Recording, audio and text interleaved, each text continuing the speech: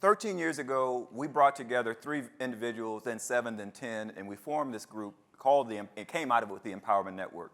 We put, as Tawana was talking about, data on the wall, strategies, and so we've been at this 13 years. But we know this morning we started with the legends, Roger Sayers and John Beasley and Michael Maroney and that. But a big part of our conversation has been, what do we need to do to bring the generations together? How do we bring the generations together in Omaha to really take this whole thing to the next level? So anybody that just wants to take the mic and just give a quick, from your perspective, what do you think it's going to take for us to really bridge that gap? Well, one thing I would say, I had this conversation at Salem, actually, the church I go to. I feel like our generation, oftentimes we get asked to be the face of everything, and what I told them is an empty cup has nothing to pour into anybody. So we don't mind investing in our community, but we want people to invest in us. Me and my wife have been married for 3 years. We want to get to 20, 30 years, so help. So I think the more we're invested into spiritually, emotionally, financially, we're going to naturally give because that's what we do. But if our cup is empty, we get burnt out, and then transplants like me leave. Okay.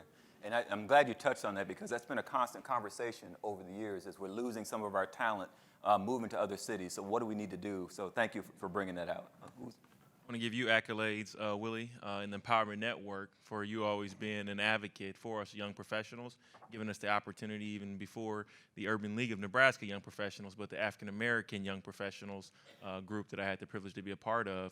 But I think even a big step was today. My daughter had the privilege of being here with North's Black Student Council, and I have the 70 kids or 80 kids, high school kids that we had here.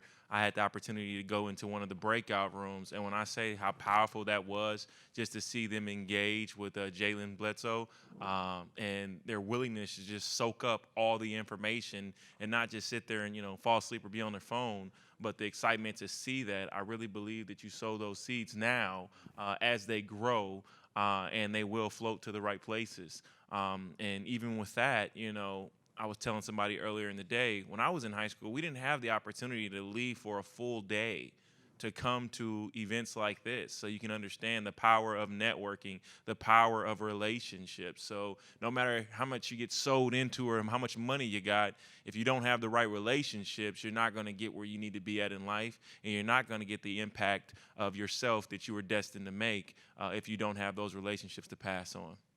Good. Thank you, Richard. So I'm going to kind of go a different direction and push the conversation, as I love having discourse and having different thoughts. I think for me, when I think about and working in a power institution, right? So I work in an institution that inherently has power. To some of the points Tawana was talking about, working in philanthropy, what does that mean and the impact it has in community?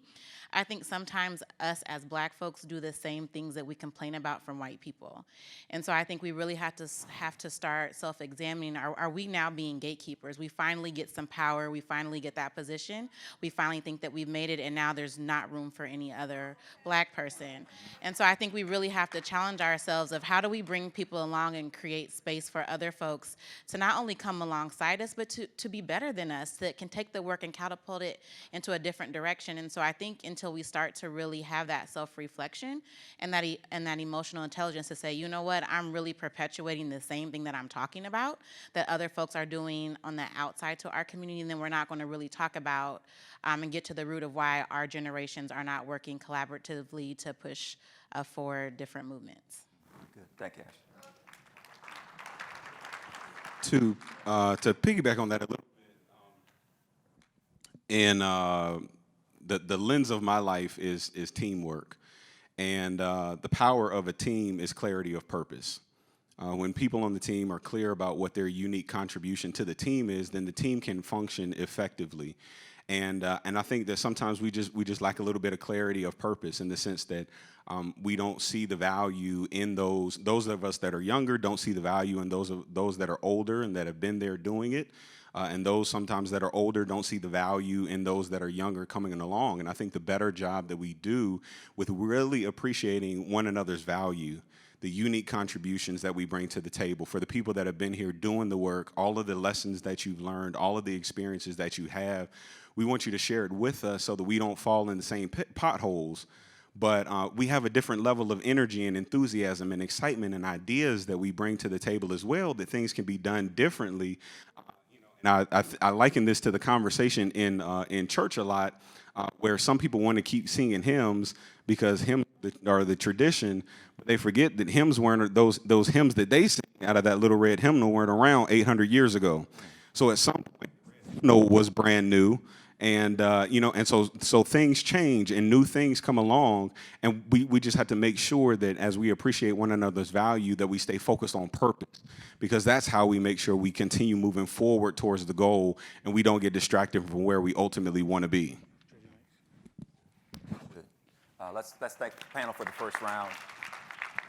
And I don't know if she's still here or not. Monique, is she here? Monique, Anna, come join us. Come on up here. Come on up, girl. So you're all hitting on some different things, and you kind of touched on it. Maybe we'll come back to that, Gibril. What do we really need to do? And you kind of touched on it, but what do we really need to do to we lose some of our young professionals, whether they're college students, they move, or we're just losing some that you have friends, I'm sure, that have moved to other cities. And we need as many people as we can have to really do the work. We've heard from the Obama Foundation. We've heard from Harvard University looking at what's happening in Omaha. And even though sometimes we look at it and say, okay, we're so far behind, other cities are actually looking at us and saying, we need help. Come help us. But what do we need to do from your perspective to keep our young professionals not only here, but engaged in what's going on? Anybody want to share additional perspective on that?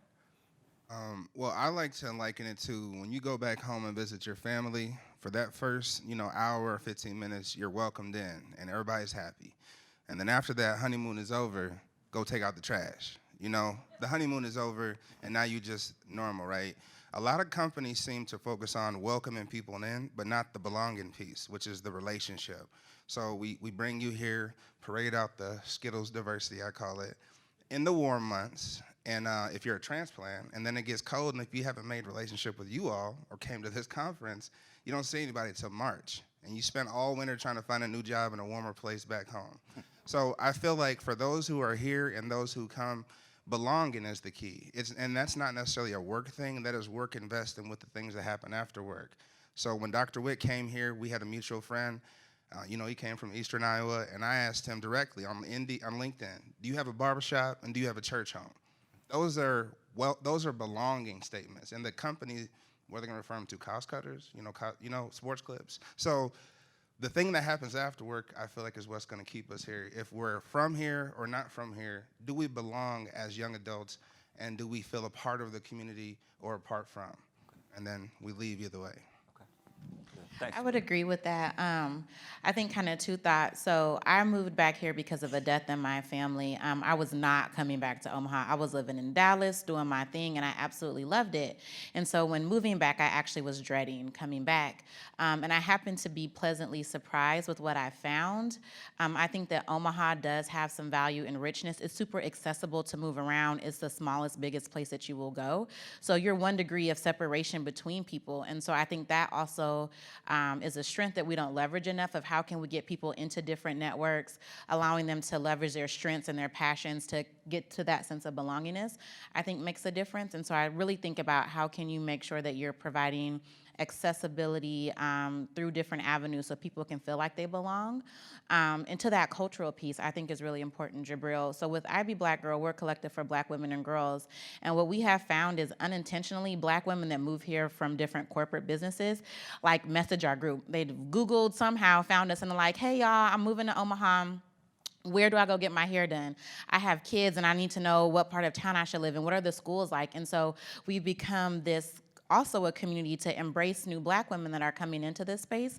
And I don't think that we put enough emphasis on like community and cultural ties. Like, it's cool, I have my job, I like it or not, it's paying my bills.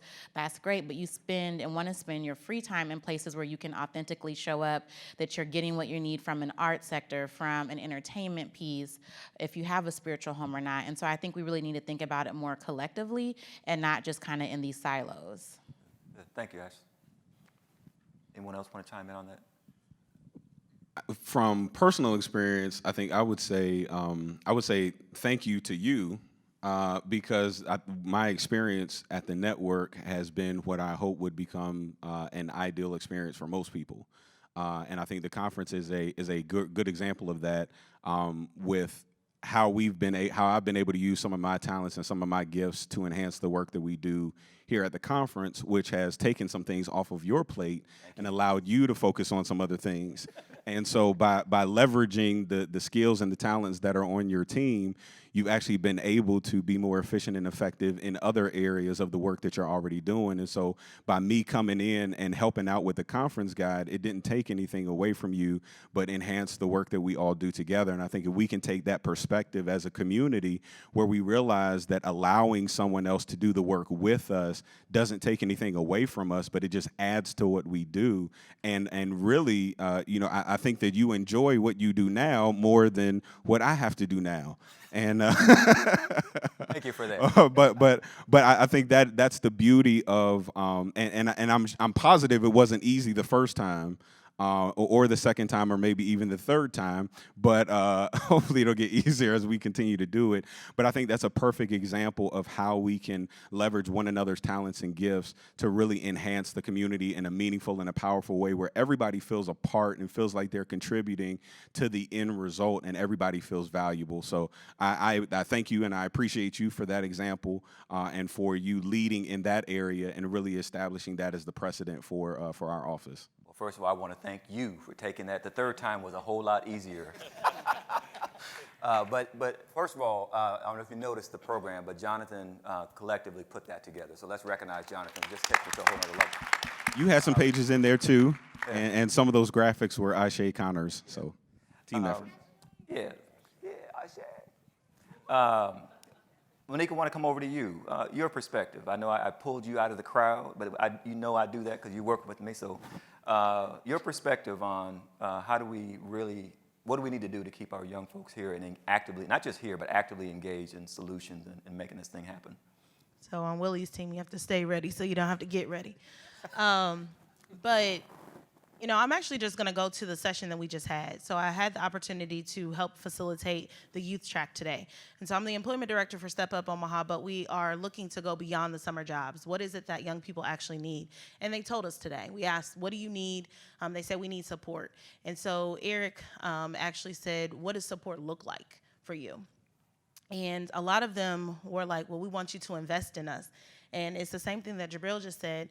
They said so often, people just don't think about us as young people as having value, and being able to add value, whether it's setting something up, it's starting something. And I asked what were the messages they heard today, and they said we can actually start something now. We don't have to wait. And our sessions were about leading from where you are. And I think that that's something that we have to continue to look at, is how do we empower them right now? Because so often individuals do leave and then they don't come back. And so I said to them, in the event that you do have to leave to get whatever skill sets or talents or whatever, hone in on those that you need, please bring it back to us. Bring it back to the city that I hope gave something to you.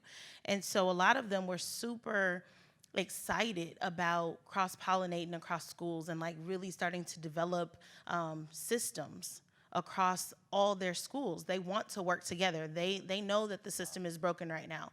And when we asked them what they needed, they need real things that I feel like as adults, we don't allow them to need real things. We think they're kids. We say, stay in a kid's place. You shouldn't have all those problems, this, that, and the other. But they do. And so they're doing projects right now. They're talking to each other. But they said, we need you all to talk to us, to share your real story. That was one thing they kept saying was, be transparent and share the real truth. Because we need to hear that so that we know the pitfalls that we're going into or the journey that we're traveling. We need to hear from you so that we know, and it validates that experience is real, and maybe it's not right, but it's real. So don't sugarcoat it for us. Don't gloss over the fact that things were hard. Tell us that they were hard so that we know that when we're going through those hard times that it's going to be okay. Yeah, that's awesome. You hear that the students say, keep it real, the real, I want to, give each person a chance to kind of wrap us out we've been really intentional with this conference, probably even more so than we ever have been, to have high school students, to have college students, to have emerging leaders, seasoned leaders, young professionals, faith community, all sectors here. But just on a personal level, and I think hopefully people in the room share this, it can't stop at this conference. It can't stop with a once a year, we have grassroots leaders and neighborhood leaders, and then we go back to doing our thing, and then we come back again next year because Magic Johnson's here. I'm excited as anybody else, by the way, that Magic Johnson's coming. But beyond the conference, you've already hit on some things, but I just want to come back to the heart of it. What does it take for us truly at this point right now that beyond the conference, Monday is just as powerful as today? What do we need to do to make sure that our generation stay together? Because the kids are waiting for us. They need us to be successful. What do we really need to do? One thing that just stayed in my mind, specifically when Monique just said it, what she stated, is the power that we all have. We've been talking about this seasoned vets and young professional thing forever, the availability of opportunities for us to be engaged and involved. And one thing that I think about when I think about mentorship and when I think about the power of experiences that you've experienced as seasoned professionals, it kind of takes me back to when my mom used to make me eat my corn or eat my, carrots, right? And it was something I didn't want to do, but my mom experienced the value that bring into your life, right? Into your health, into your growth, right? And it's the same thing when we talk about young professionals getting involved. So when you go back to your workplace, if you are over some young professionals, or even it doesn't have to be even young professionals, it could be just somebody you mentor, somebody that you're over. I never like to call my staff members. I call them all teammates because they bring value into what we do. And what I mean by that is, having the seasoned veterans, since they've experienced it, kind of apply pressure, right? So if they need to come to this leadership conference to get better at what they do, or we had one teammate that wanted to do a little bit more speaking engagements, right? So in order to do the speaking engagements, we might need to do some Toastmasters, right? So I want to force you kind of into that Toastmasters so that you can grow. You can add that tool to your tool chest, because when you grow, you will need that. And I think that's one thing that seasoned veterans, if we can push. Don't just give us the opportunities, kind of push us into that opportunities. Voluntold us to do some things, and it's kind of like you're making us do it, right? And then both ways with that, as young professionals, we have to make sure we're always staying humble, right? Understanding that, we might have the greatest ideas, right? But we don't know everything, because some things, like my dad told me, you do not learn except through experiences, right? So you might think you have a golden plan, but experiences will teach you that it's not as golden, it's really bronze, right? But with a little bit of artwork and paint and things of that nature, it does become gold and then eventually becomes platinum.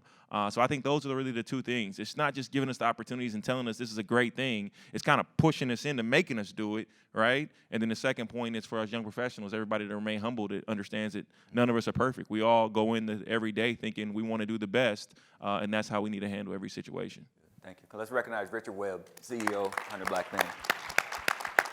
So kind of along the lines, I would say two thoughts. I think we all have power and privilege that we can leverage. And so I would encourage and challenge everyone to think about what power do you hold, what privilege do you hold, what space do you hold, and how can you deploy that to someone else? How can you give someone else the opportunity with no strings attached? Really believe in them, create space for them to then launch and do their own thing.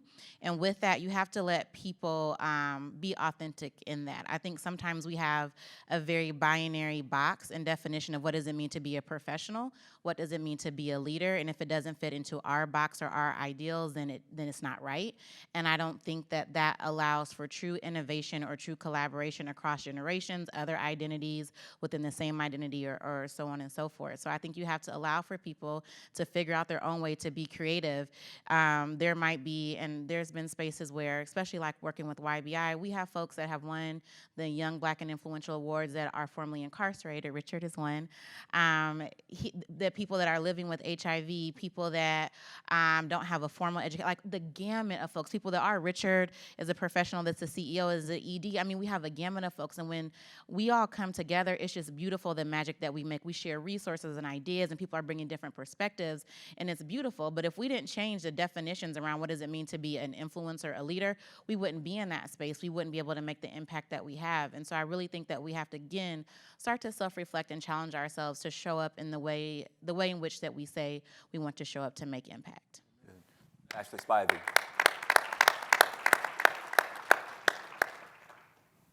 I was just going to say, I think that it's important for us to continue to be curious. And Willie says that all the time, but we have to continue to ask questions so that we can bridge this gap that we've been talking about for far too long. I don't think that we know each other. I think oftentimes we're in this social media world, and so we see people and we think that we know them, but we don't actually take time to have a conversation with them. If we give each other permission to have that conversation, to ask those questions, to be authentic, then we're going to get so much further faster. When we're talking to young people, they are so raw. Like they tell it like it is. They ask questions all the time. They're, sometimes we're just like, wow, I can't believe that they asked that. But that's what they needed to know in that moment, and it's okay. And so we have to continue to push each other truly to that excellence mark. I don't know how often I hear kids say, and I keep going back to that because I hear them and they're yearning for this information. They're screaming out for help, but we're so busy. And so if everything is important, nothing is important at all. And if they're not important and they're not our focus, then what is? And so as we continue to grow and to go together, I think we do have to have that self-reflection that Ashley's talking about. It's time for us to get real in our community. It's time for us to actually talk about the things that we need to talk about. We have a lot of water cooler conversations, but we have to really start challenging each other and saying, no longer just at the water cooler. But when we come together, we're going to get real. When we come together, we're going to actually have that conversation that needs to be had. And whatever that might be for you, so that you can release whatever it is that you need to release to move forward and catch whatever it is that you need to catch, I think that's the place that we're in. There's a ton of opportunity out there. We just have to seize that opportunity.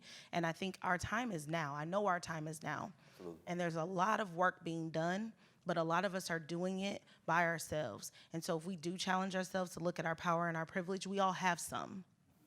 And whatever that is, that leading where you are is going to be so important, because so many kids don't see themselves as leaders because oftentimes we don't raise our hand. It doesn't have to be anything extraordinary. It just has to be authentic, and it has to be real. Moniki Cannon, thank you. I want to go to Jonathan. I want to close out with Gibril because there's a piece that he's going to talk about that I want us to look at as a challenge, a community challenge. But Jonathan. I think in relation to something that Monique shared, I think the conversation is important because conversations in community build consensus. And when you have general consensus from the community, then everyone's efforts are aligned to move in a similar direction. And I know that, 14, 15 years ago, there were a lot of community conversations to clarify and to lay out the Transformation 2025 plan, the goals that are moving the community forward. And there have been a lot of people that have moved away from the community since then, a lot of people that have moved into the community since then. And I think we understand the need for the voices of our young people to a different degree now. And so it may be revisiting some of those conversations, not that it necessarily changes the plan, because the plan is very comprehensive for the community, but it may be clarifying the plan so that everyone understands that we do have a common agenda that we're working towards together, and that everybody functioning and operating in their individual sector is extremely important to all of us being able to get across the finish line. We can be great in our own individual area, but it's no fun to win the race and turn around and there's nobody there to celebrate with. And I think about the example of the gentleman who ran the marathon, the first man ever to run the marathon in under 2 hours. His name is the one that is going to be remembered, but it was the multitude of pace setters that ran with him that allowed him to cross the finish line.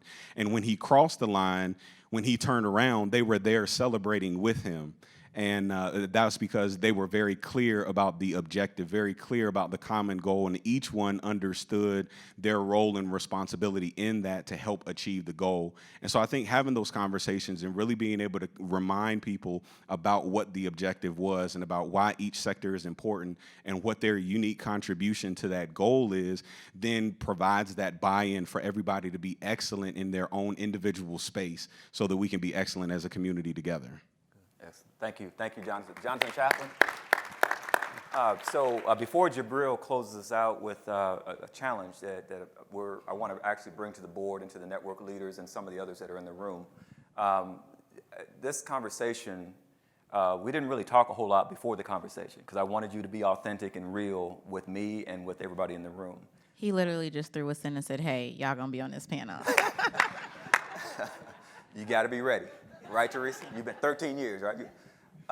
But I just want to sincerely thank everybody that's a part of what we're doing, and even those that came to the conference and don't even know what we're doing, but you saw something of value to be a part of having the Obama Foundation recognize what's happening in Omaha, having 7 national leaders take time to come and really invest in us, and celebrating some of our legends with Roger Sayers. I mean, I'd say that and think about the fastest human on the planet was from North Omaha. And you keep going down the line, Hall of Famers in just about every sport, entertainment, business.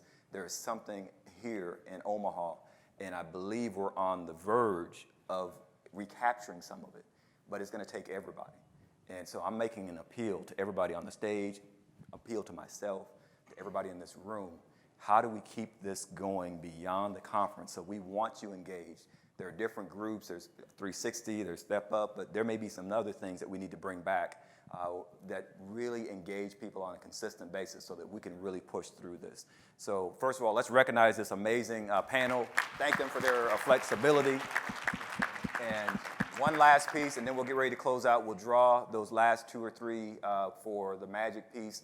And then we really encourage you to come down and be a part of the social networking at 24th and Lake at the Revive Center, and then at Love's. There's a free concert. The food is free. The music is free. So come down and be a part of that, all right? This is something that Gibril and I have talked about. This has been, if you let me just talk for just a second and close out, long-time vision of mine has been, as we're rebuilding the village in Omaha, that it eventually would happen in other cities. And we have about 30 cities that are asking us to come, and we've been putting them off, and we'll have to talk to Tawana about how we maybe even look at how we might partner with some of those other cities. But beyond those cities, how do we connect back, especially after Pamela's presentation of 1619, 400 years, how do we reconnect with the continent? How do we look beyond ourselves, and what kind of work can we do potentially in Africa? So I asked Gibril, and he mentioned something, just a couple minutes, Gibril, about an opportunity that we might have to reconnect with the continent of Africa. All right, I'm gonna get up for this one so I can be quick. Good afternoon, everybody. As you can see here, you have a flag here of the United States, and the other flag is Sierra Leone. Okay, so I'm gonna be quick. Stay ready so you ain't gotta get ready. About 11 o'clock today, 10:30, Willie was like, remember that conversation we were having about a month ago? I want you to present today. So I didn't have Jonathan for the PowerPoint, but I put this together in about 30 minutes, so bear with me. What you all see on the screen here is my father and my grandfather on the left in about 1970, and on the right you have Dr. Robert T. Terry from Texas Southern University. In about 1972, he visited Sierra Leone. My dad was working in a tourist hotel, and he was a top math student, but there was no college opportunity, but the tourist hotels is where you get the exposure. Professor Terry and his wife came in. My dad helped them get food. Of course, Dr. Terry was probably happy because he was eating after that long flight. And he was like, you seem like a sharp kid. You ever thought about coming to the United States?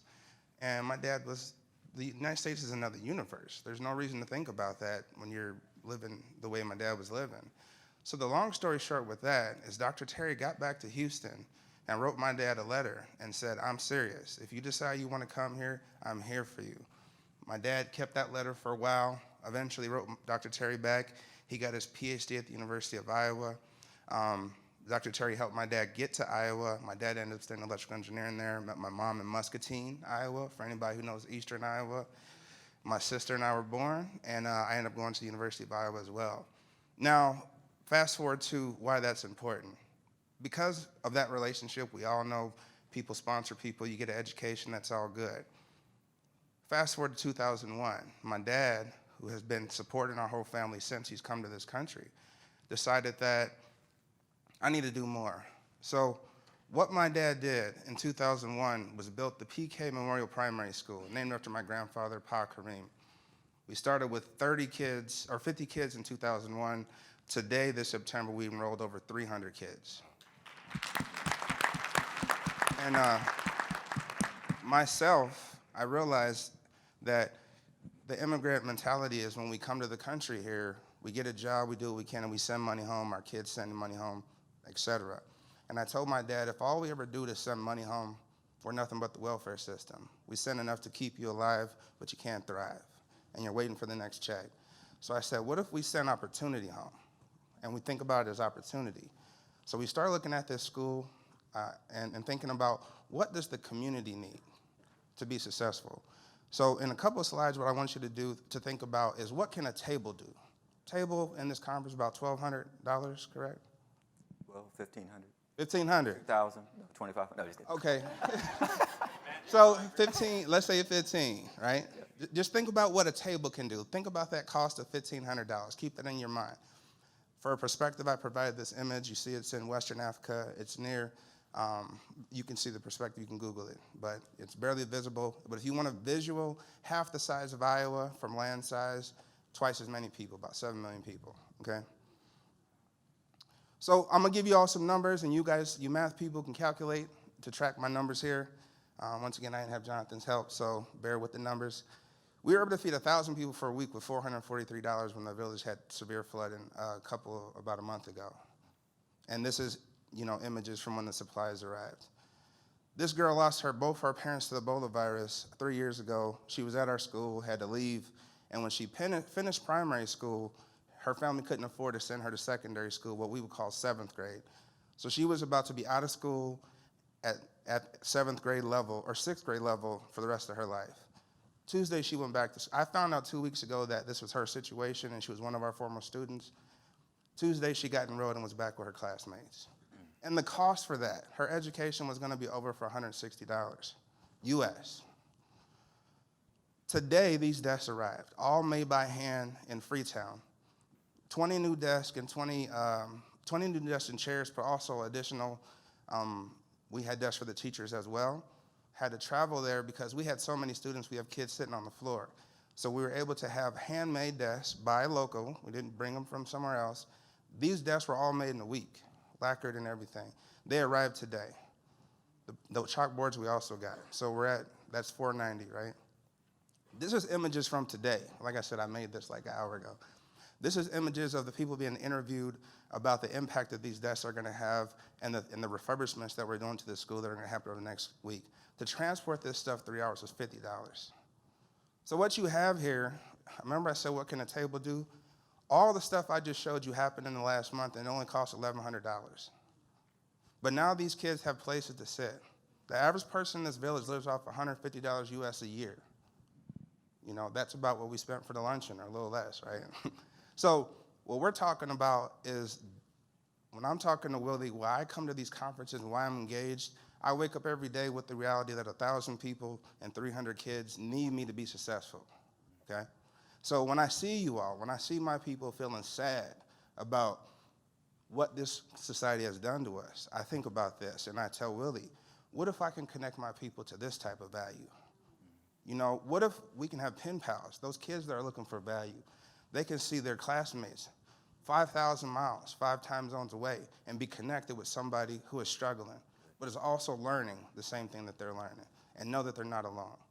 So I just leave you with that thought. What can we do? What we can do is rebuild this village in Africa. Thanks. Wow, come on.